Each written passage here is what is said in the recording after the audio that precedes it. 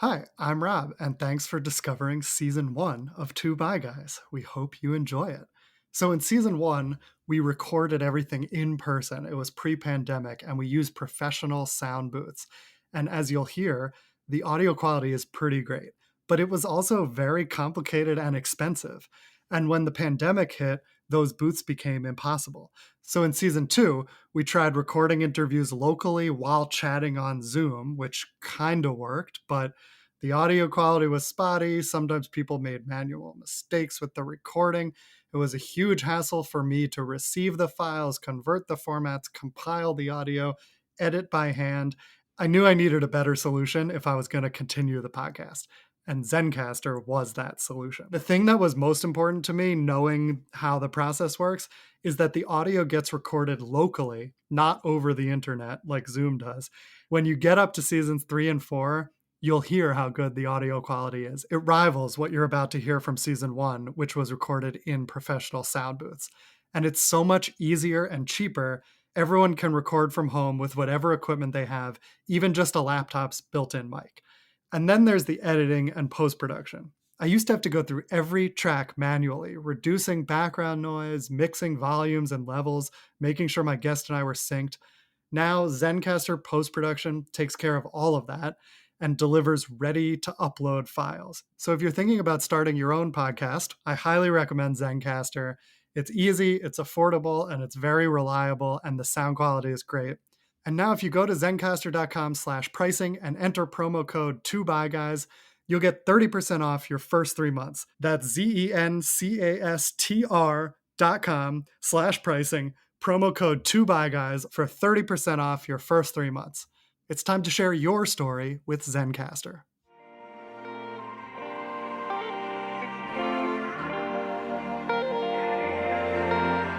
Welcome to Two Bi Guys. I'm Alex. And I'm Rob. Welcome to our final episode of season 1. Yes, season episode finale. 10 of thousands. Don't worry. Hopefully, yeah. We hope. Yeah. Oh God, that scares me. Thousands. Oh my God.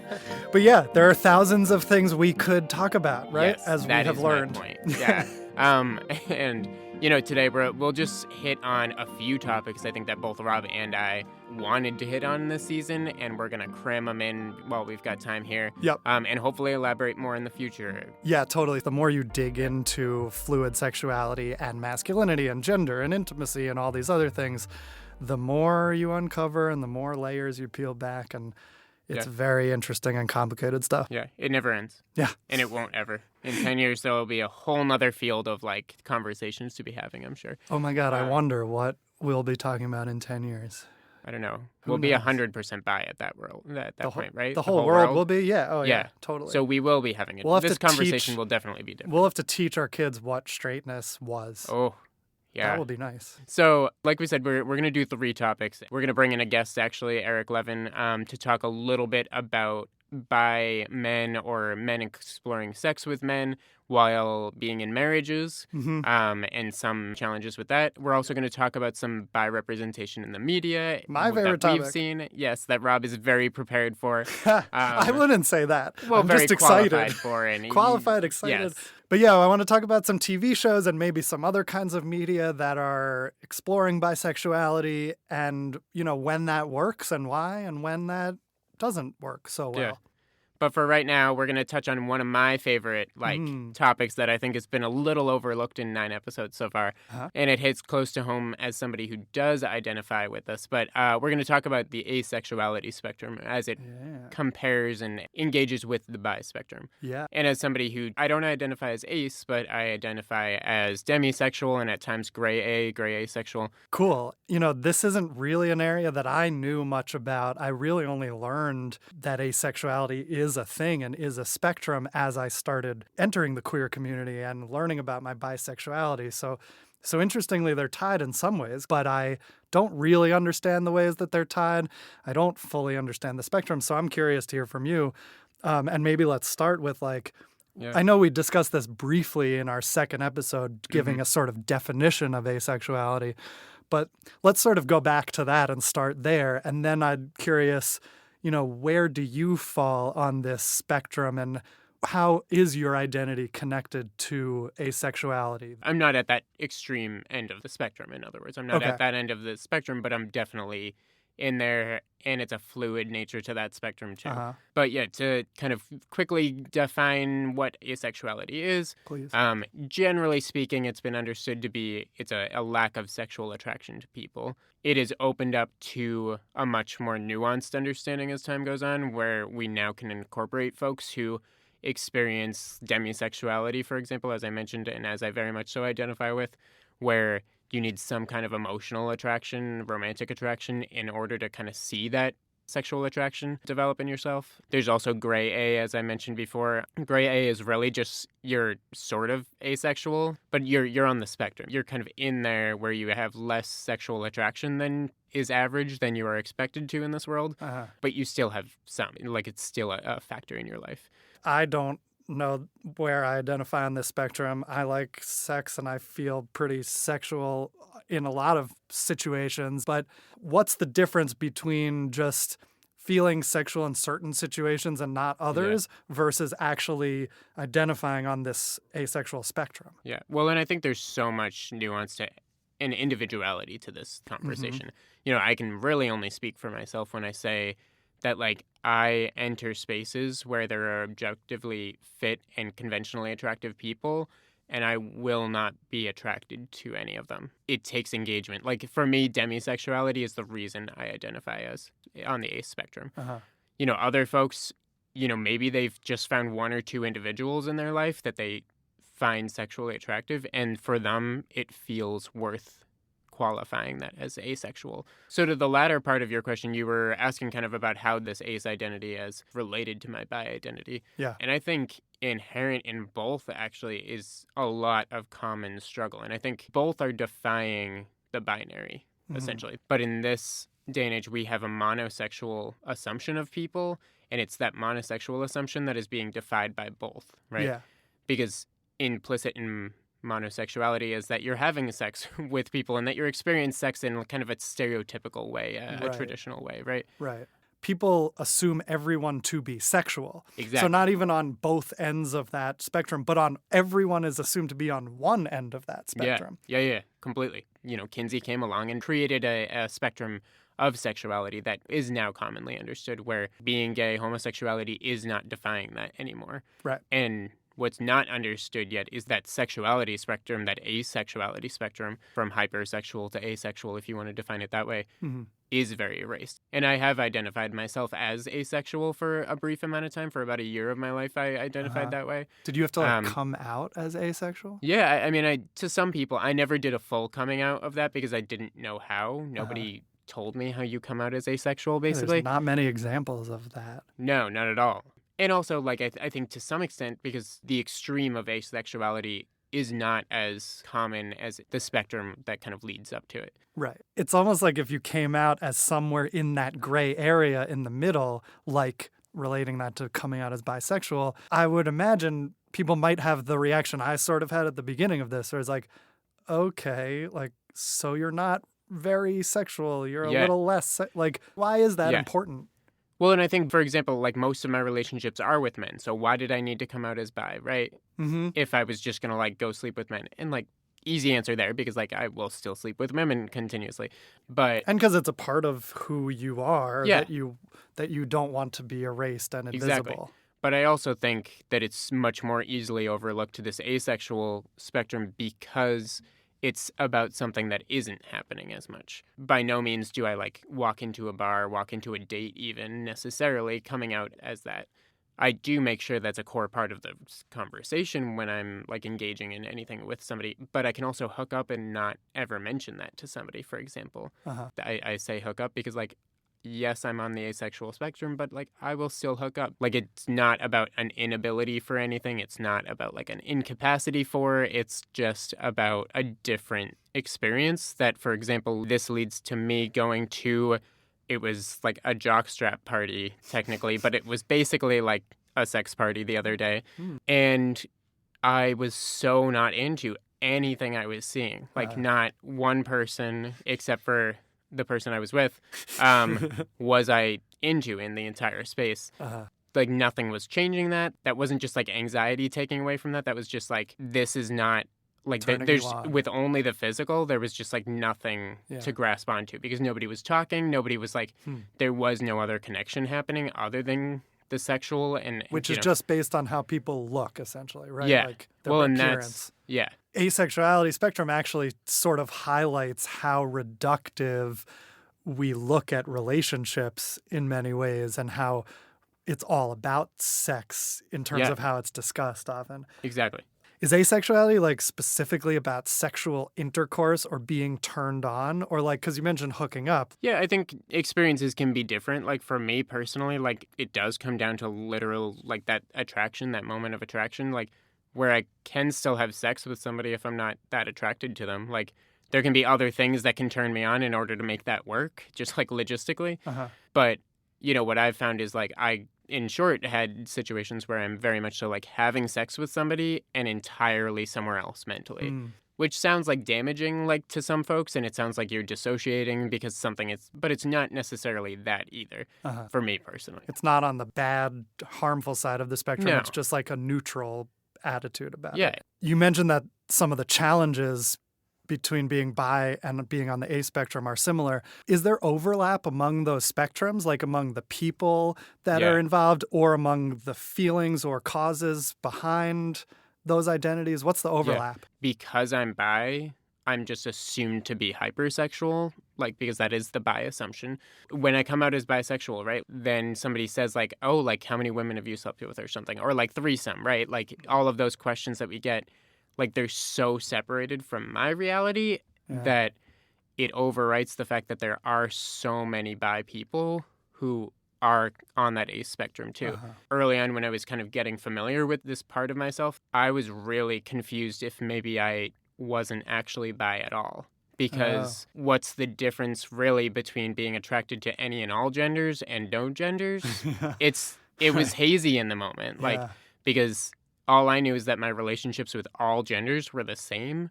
I couldn't actually, in the moment, necessarily decide what quality of attraction was happening there. Right, or quantifying it. Or, Yeah, exactly. Huh. And that's why it became increasingly important for me to identify as like gray A because of that confusion and the fact that sex wasn't the predominant focus, but also I wasn't a heavily romantic person either. I just knew that there was something holding me back from like having relationships like everybody else.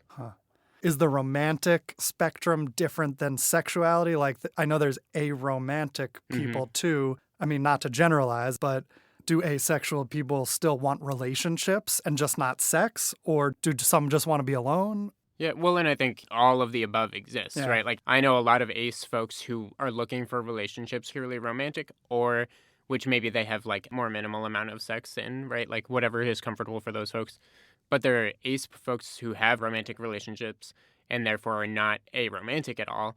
There are also asexual and aromantic folks, like people who just don't have relationships in that way with anybody. And then there are folks who are aromantic but not asexual. Right. And like people, which I think actually we're the most used to. The people Right, 'cause who it's like don't just- want romance and just want sex. And you see that a lot with like people looking for anonymous sex, which is out exactly. there, which is a known thing in the world and more visible. Yeah, you're right. Yeah, Do you watch BoJack Horseman? I don't. Oh my goodness. Well, we'll get to the bisexuality in media We'll come back to section in this. a moment, but Yeah. one of the characters, Todd, voiced by Aaron Paul, identifies as asexual in the show. It's the only show that I have seen where somebody explicitly identifies as asexual. I think I'm asexual. Asexual what? Dynamo? Deviant? Harassment lawsuit waiting to happen? No, asexual, not sexual. Oh. I'm sure you think that's weird. Are you kidding? That's amazing. Sometimes I wish I was asexual. Maybe then I wouldn't have a strain of herpes. You have Yeah, I multiple know I have strains. multiple strains, but the joke only works with the A. It actually feels nice to finally say it out loud. I am an asexual person.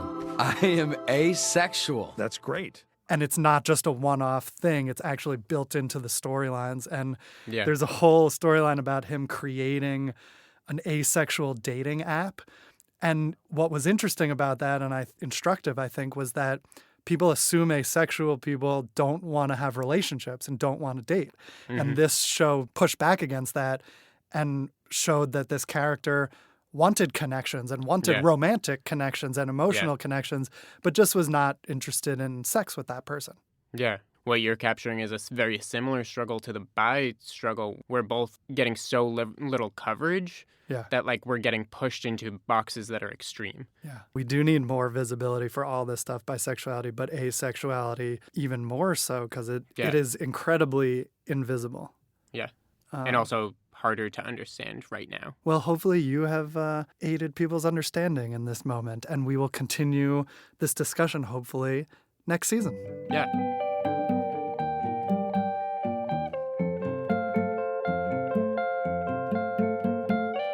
We're going to talk about another topic now, which is married guys who may be exploring bisexuality. And we are joined by Eric Levin. He is a GLAAD award-winning documentary filmmaker, formerly a video producer at Vice. He produced a documentary about Truvada and its impact on gay men called Truvada Revolution for Vice Media.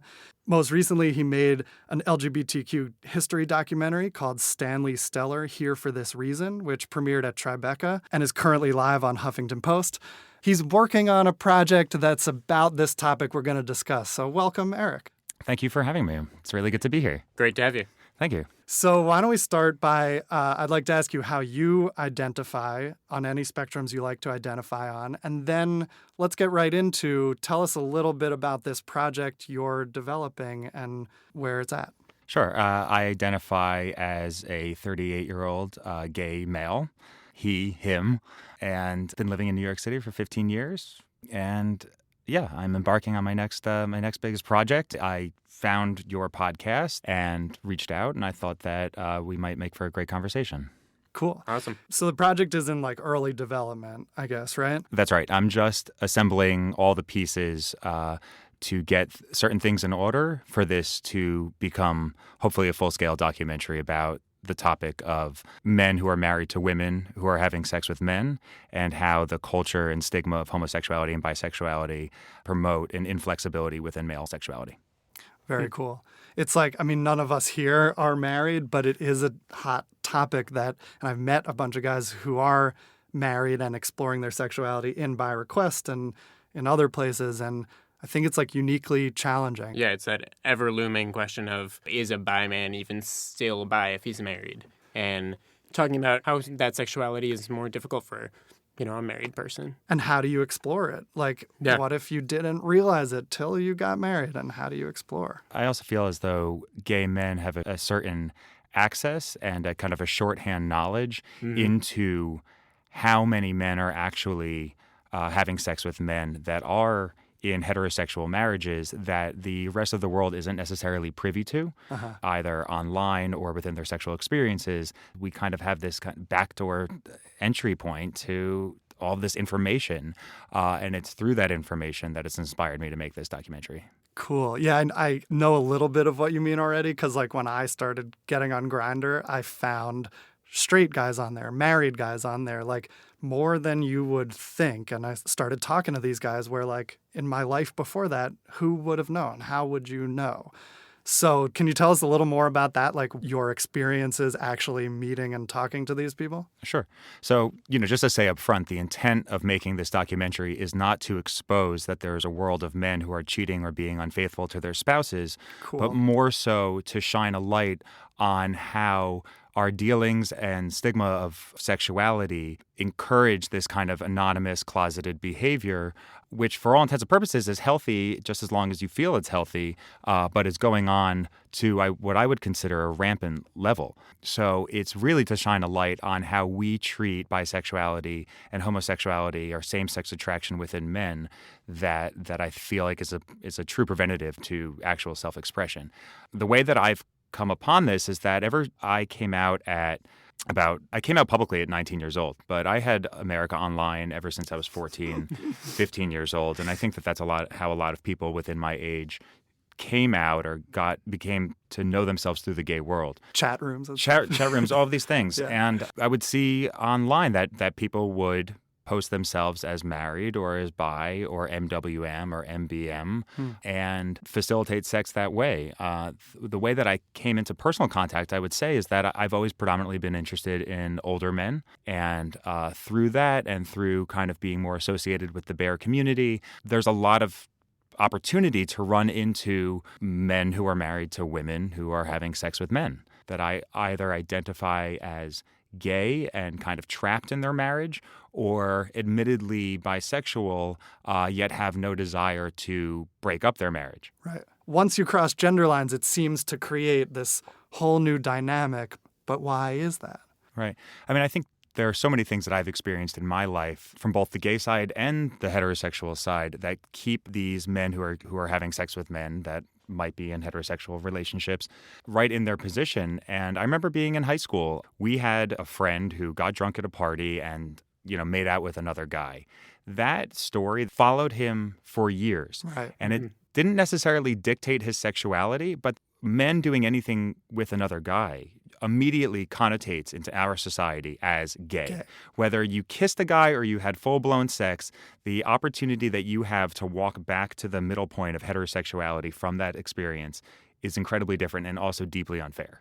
Right. And it makes people so scared to explore anything. I mean, that was exactly how I felt and why I just didn't even let myself think about these things, let alone have that single first experience. And I think that kind of stigma or shame is placed on these men from both the gay community who express things like, oh, he hooks up with men or he likes to suck dick, like he's gay, he should just come out of the closet, and then the straight community saying the same exact thing.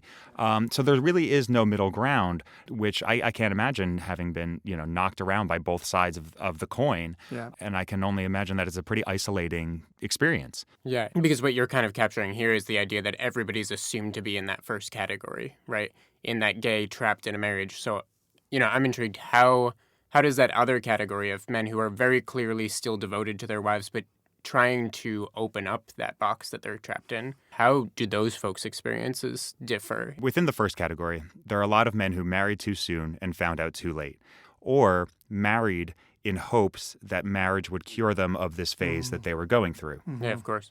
And then the second grouping of men is people who may have come into same-sex attraction later in life or had always been exposed to it and had a knowledge of it, but wanted a family and wanted kids. And I feel like from some of the men that I have had contact with, it's almost as though they would prefer to be fully disclosed with their spouses if our society only let that happen. And then that butts up against whether or not people are comfortable with open marriages, which is a whole different conversation.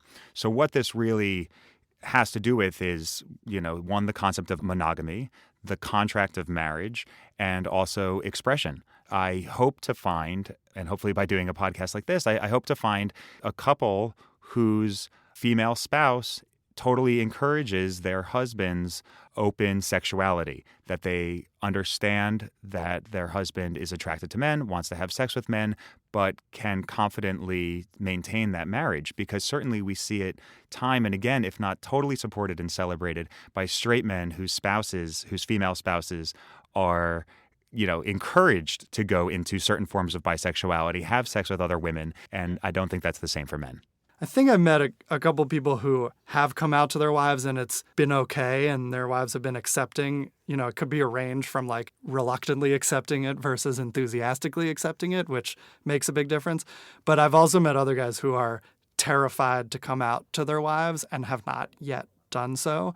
And that I think is just so difficult to live with, like something about yourself that is really important and really a part of your identity that you can't share with this person who is your life partner. So what kind of guys have you met so far working on this project? I've come across men who had lived with this secret for a really long time and couldn't live with it any longer until they had come out. And so now they have gone through marriage, now divorced, they have kids, and now some are completely out to their families. Other men have gone as far as to have the divorce, yet are not out to their families. Also, a lot of these marriages that have ended in divorce, a lot of the men report that sexuality wasn't the only contributing factor to their divorce. Yeah. So that's also important to keep in mind. Right. And then I've met men who have been able to come out to their wives, whose wives have decided to stay with them in the partnership that is marriage, on the part of, companionship, love, trust, and going through this life experience together. But those couples aren't out. Interesting. So kind of in an ironic twist, the husband is kind of out of the closet and facilitating a lifestyle that he's comfortable with, but the wife is somewhat coming into the closet because this relationship is not something that's publicly discussed. Wow. And then I have also met men who are in marriages, who have met other men who are in marriages, and decided that they could tell that they were embarking on true feelings for one another, and they integrate one another into each other's lives. So therefore they can hang out publicly like, oh, this is Sam. I met Sam at the Buffalo Wild Wings, and he's going to be coming around a lot because we're best friends. And they're able to facilitate having full-blown relationships under the guise of friendship. Wow. Yeah. The relationships you're talking about where they're out to each other but not to anyone else are really fascinating to me, because it's this good and bad in that, like, it's great that they're able to be open and honest with each other and find that working relationship, but it also contributes to this bi-erasure that, like, here's this great thing that they're discussing with each other, but nobody else knows about it. And so there's no model for it for anyone else. And so everyone is going through that alone when it actually may be so common, more common than anyone realizes. Right. I think that the commonality of this is much greater than anybody suspects, and much greater than anybody's willing to talk about. And something, as I said before, is something that gay men or men who have sex with men are very privy to.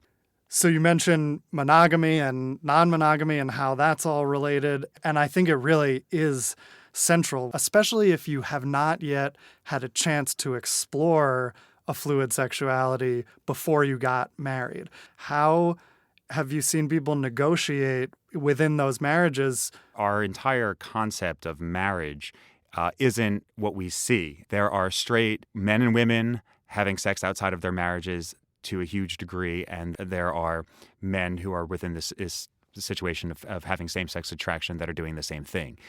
Everybody facilitates their sex outside of marriage in their own ways, but I think across the boards, both straight and gay, sex outside of marriage is something that's happening on a huge undiscussed level, and probably more so than ever now. One more interesting thing that I wanted to say that I feel like is a really interesting concept is, let's take a hypothetical situation here and say that I'm a gay-identified male and that there's Joe, and Joe is a straight-identified male, and we have a three-way with a woman. When we go outside of that three-way and we have that conversation socially, coming away from that, everybody is having the conversation as to Joe getting a little friendly with gay-identified Eric, but nobody's having the conversation whether Eric, who just had sex with a woman, is sliding into heterosexuality. Right. Yeah. Right.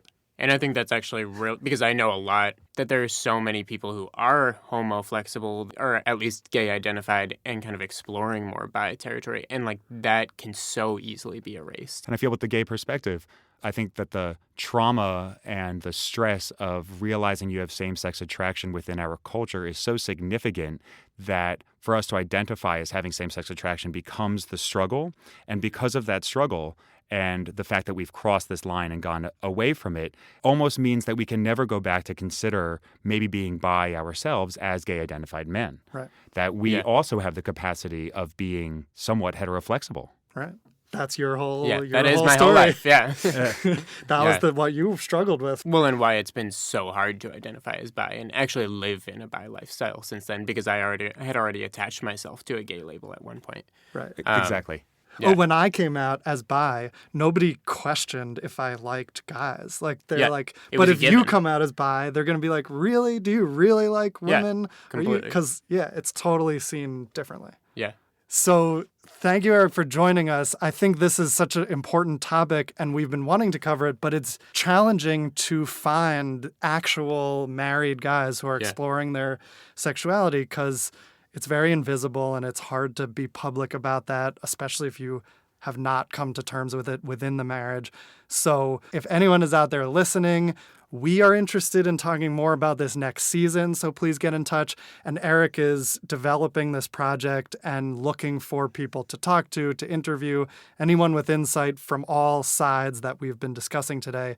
So if you are interested in participating in either, please follow Two Bi Guys on social media. Instagram and Twitter are the best ways to get in touch with us. Our DMs are open, so you can let us know what your experiences are. And if you would like to get in touch with Eric and participate, we will pass your info along. Thank you so much, guys.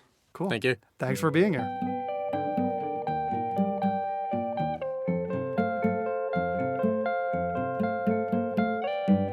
So, Rob, you wrote on Law and Order for SVU for 9 years, right? 7 years, but 7 years? It felt like all of the years. So I'm interested. This topic, just I feel like it's been a little bit overlooked, and I'm glad to talk about it because I feel like you especially have probably thought a lot more about it as somebody in the field. Yeah. But bi folks in media. Yeah, well, I started SVU in 2011, I think, and I was there 7 years, and it's interesting. The landscape has really changed a ton in that time. And like when I started there, I didn't see much bisexuality on TV, and I identified as straight. I did not realize that I was bi. And I think a part of that was that it was so invisible and that it wasn't in a lot of shows. And a lot of times when fluid sexuality was portrayed on television, it was identified as gay.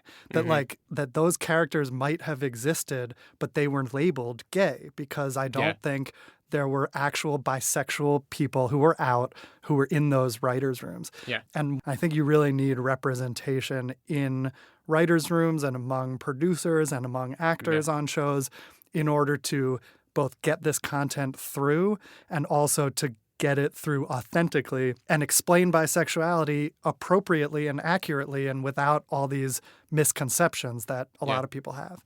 And the truth is, like, my actual experiences after coming out have really informed how I might write about this topic. And that, like, I could have written about the closeted bi experience at the time. But, coming out and having these experiences, it led me to understand this identity in a new way. And I think what I want to talk about a little as we're going to go through some shows that are dealing with this stuff is that I can now see the difference between a show that is actually wanting to understand the bisexual identity and that experience, that unique experience, versus some shows that just want to open up plot possibilities and have a character who's traditionally been with one gender suddenly be with another gender for a plot reason. I'm not saying that's necessarily bad. It's like great to have openness and fluidity, but there is a difference. Completely. So let's talk about some of these. What's out there? Why don't we start with some of our favorite things, our favorite portrayals of bisexuality? I mean, there's one that does come right to mind. Sense8 when it came out. Right. Here was a show where these 8 characters who are kind of all over the world are experiencing each other's senses and can like relate to each other through their senses, basically. And like it leads to scenes where these people of mixed gender, obviously, including a trans person, for example, very queer oriented, they're all having sex on screen together, essentially. There's just 8 naked people all together. And it's because they're just experiencing each other's senses in that way. And it's like it's not explicit bisexuality in the same way, and it's an artistic take on it, obviously. That actually reminds me so much of the Black Mirror episode in the most recent season where it was about 2 guys, but they were in this virtual world role-playing as a man and a woman, and they had sex in the virtual world and then had to deal with that in the real world where they were straight identified. And like, I didn't love the ending of that episode. I thought they wrapped it up in a weird little bow that was a little bit problematic. But I did love the fact that they were tackling this issue, and it was complicated the way that this fantasy integrated with their real life straight identity. So what about you? Are there shows that come right to mind? A couple of my favorites we already discussed. The real first one that I heard the word bisexual was Brooklyn Nine-Nine. The character Rosa. I don't think she came out till many seasons in. She was identified as straight before then and dated all sorts of guys on the show. And the episode where she came out, I cried. And one of the things she said in that episode was that she didn't want to tell people because she didn't want anything to change. And that was so much how I felt when I was coming out, that like, yes, this is a huge thing and it is a big deal, but I'm also the same person and I don't want everything to change and everyone to look at me differently. What's really going on? I'm dating a woman. I'm bi. Oh, that's great. So, I didn't say anything about being bi because I didn't think it was anybody's business. And I also didn't want anything to change. I get it. I'm sorry I was so nosy. Actually felt really good to tell somebody on the squad, finally. I'm glad it was you. All right. And the actress Stephanie Beatrice, who plays Rosa, is also bi, and I've read that she worked with the writers and the show creators to do that storyline authentically, and it was very successful for that reason. And then in the next episode, she came out to her parents, and it's another amazing episode that was treated really authentically, and a lot of the stigmas that are specific to bisexuality, not just being gay, were presented in that episode. Like, it's a phase, or, but you're still going to marry a man, right? Like, Yeah. it was really good. What Another about one, the show The Bisexual? The Have you watched Bisexual's this? another one. I watched The Bisexual. I haven't. Oh, you haven't? It's Yeah. great.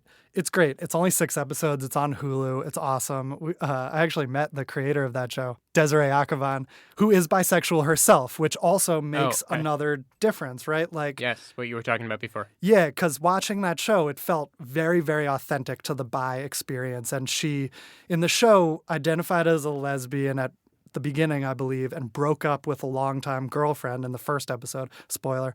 And then that was what precipitated a exploration of bisexuality.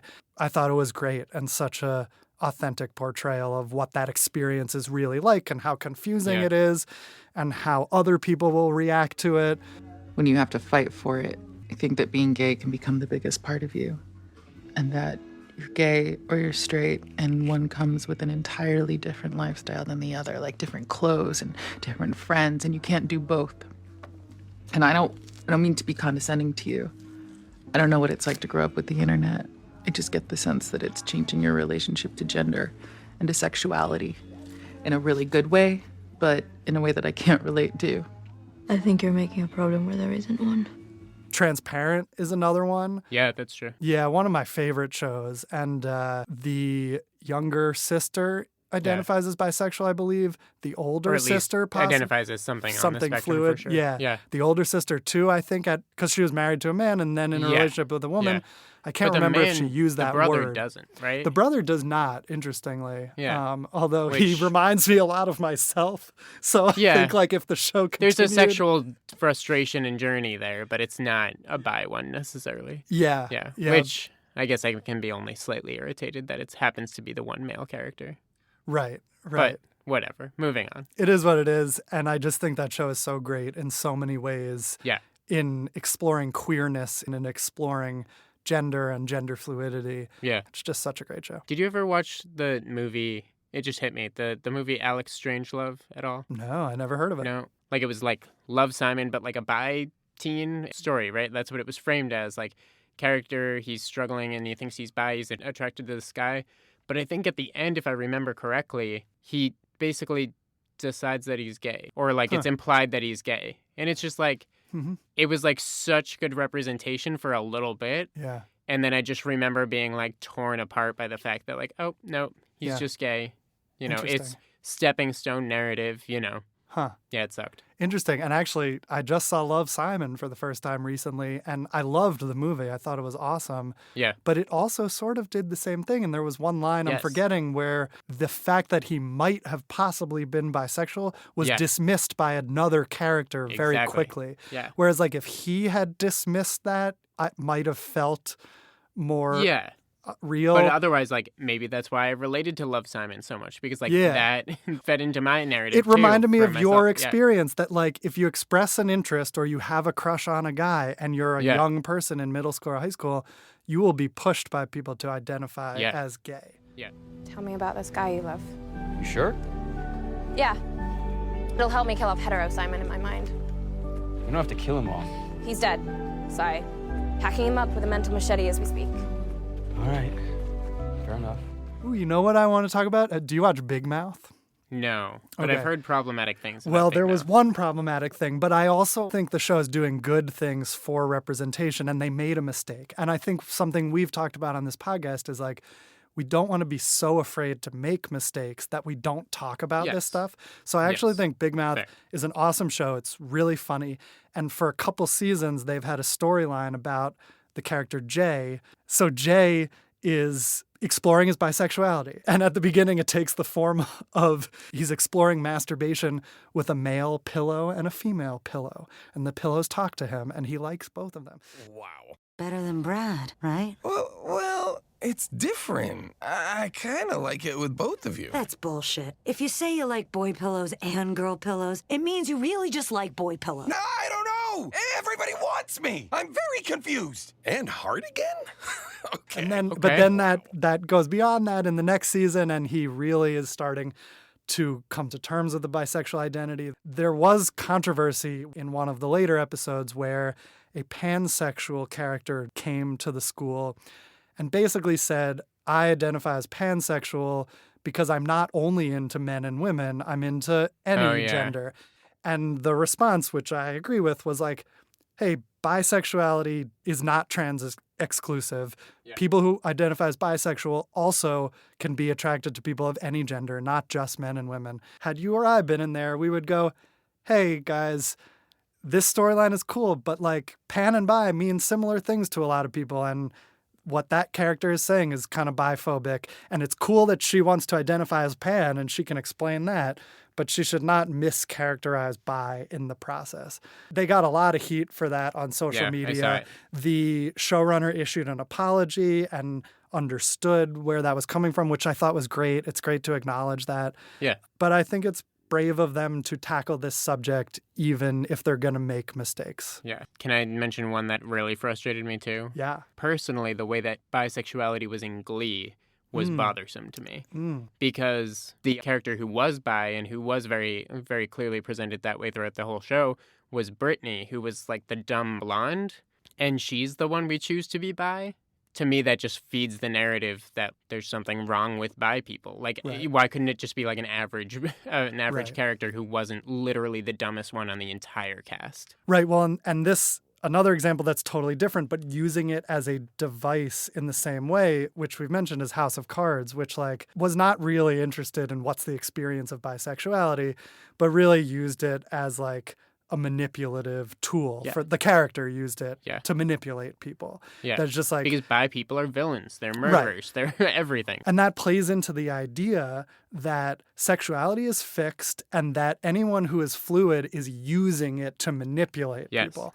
Crazy Ex-Girlfriend is another one that we mentioned last time. Great bi male character.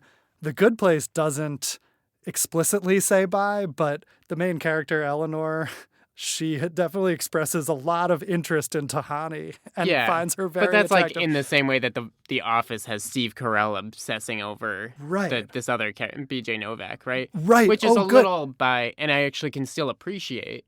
Well, it's a little different. There's pluses and minuses. Actually, I think it is a little bit of bi erasure when shows do that without really addressing it. I mean, in a comedy, it's one thing because like Michael doing that is funny and Eleanor doing that is funny. But why is that funny? Right. Like, why is... And that's what irritates me a little bit, but if we're still having the conversation right here at least. Right. But like, why is him being sort of bi or her being sort of bi only in comedy? Well, in a sense, it opens things up because it allows for like normalizing those kinds of thoughts and expressions before someone is comfortable saying I'm bi or I'm not straight. However, it is also a little bit erasure and using it as a punchline. But I do think, there is a way to thread that needle in a way that isn't harmful, but it's also not like pushing the narrative forward. No. And there's so much more. We will get back to this in season 2 and continue the conversation. We should wrap up at this point, I suppose. Yeah. But so we want to continue this next season. There's so many things we want to discuss. Like people have been writing to us. Somebody just wrote to me today about talking about bisexuality within restrictive religions. That's a topic we'd like to get to.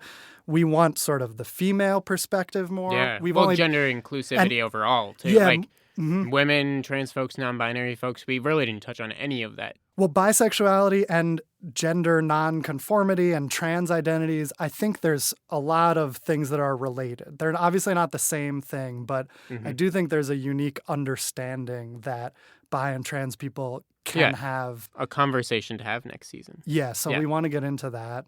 And also like bi community even, and like how bi community exists. Why are there no bi bars? Yeah, right. Bi erasure. We've talked about that a little, but we want to get more into that. Also just like where do political implications affect us, right? Yeah. As bi folks, and right. and even health things too, like looking at sexual health, how are bi people implicated in all of that, right? And all kinds of big conversations that we don't have time to get into, unfortunately, this season. Yes, we've done a short season, but we hope to do more. And so that's also part of where you come in. We would really love to continue this for season 2. We want to go far beyond what we've done now. Thousands of episodes. Thousands. We're doing thousands. Yeah. But we need your help. If you've been listening, we need you to tell your friends. We need you to send us around, follow us on social media, you know, rate us on Apple, rate us on the podcast charts. All of this will help us continue this next season. I also think creating community is something we may want to start doing, and we're going to talk about ways to create sort of a virtual 2 bi guys community. Yeah, that moves beyond just these episodes. Yeah, because, you know, we had Bi Request in New York City, but a lot of people don't have that. So we are going to be thinking about ways to keep everyone connected and talk about these issues while we are off the air, while we're taking this break. Yeah. So stay tuned for updates. Please follow us. Please subscribe and stay tuned. So this has been season 1 of 2 Bi Guys. I'm Rob. And I'm Alex. And thank you all so much for listening. Thank y'all. Our music is by Ross Mincer and graphic design by Kaitlin Weinman. This podcast is edited by Moxie Peng and is also produced by Moxie Peng, Matt Loomis, Alex Boyd, and me, Rob Cohen. Thanks for listening to 2 Bi Guys.